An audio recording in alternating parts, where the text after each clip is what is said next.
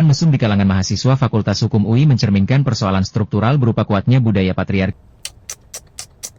Emang mama kalian tuh jenis kelaminnya apa sih? Kalau nggak ada perempuan gimana kalian bisa dilahirkan, nak? Tapi mirisnya, jujur ini tuh kejadian yang kebetulan ketahuan aja. Karena masih banyak kejadian kayak gini yang dibiarkan begitu saja dengan alasan kan cuman bercanda. Gue juga pernah mengalami hal itu dan gue kesel banget karena martabat wanita itu direndahkan hanya dengan iming-iming kan bercanda. Apa yang keluar dari mulut itu berasal dari hati. Jadi apa yang keluar kalau kotor ya berarti hatinya kotor.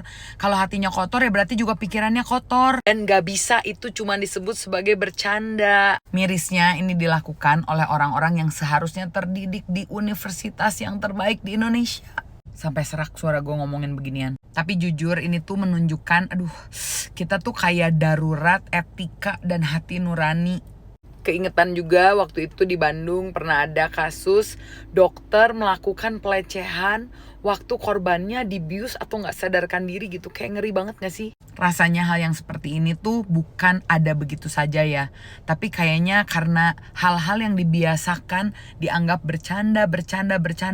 Itu membentuk kebiasaan yang akhirnya bener-bener kayak udah gak bisa jadi bercandaan lagi sih. So please buat kita yang udah tahu soal kebenaran, tahu etika, masalah hati nurani, ketika ada orang yang ngomong, oh iya kan bercanda, coba dicolek sedikit ya, terus dikasih tahu, kamu tuh nggak boleh gitu, bukan bercanda-bercanda seperti itu. Lagian juga apa yang diucapkan sama mulut kita kan harus dipertanggungjawabkan ya. Gaungkan kata-kata seperti, it's not funny you know, nggak lucu tahu ngomong kayak gitu, ini bukan bercandaan.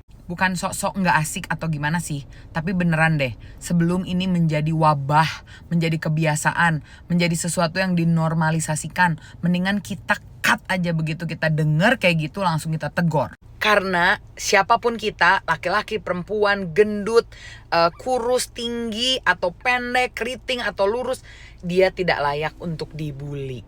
Kenapa? Karena kita semua ciptaan Tuhan dan kalau kita berani ngebully ciptaan Tuhan berarti kita sedang ngomongin yang jelek sama pencipta kita.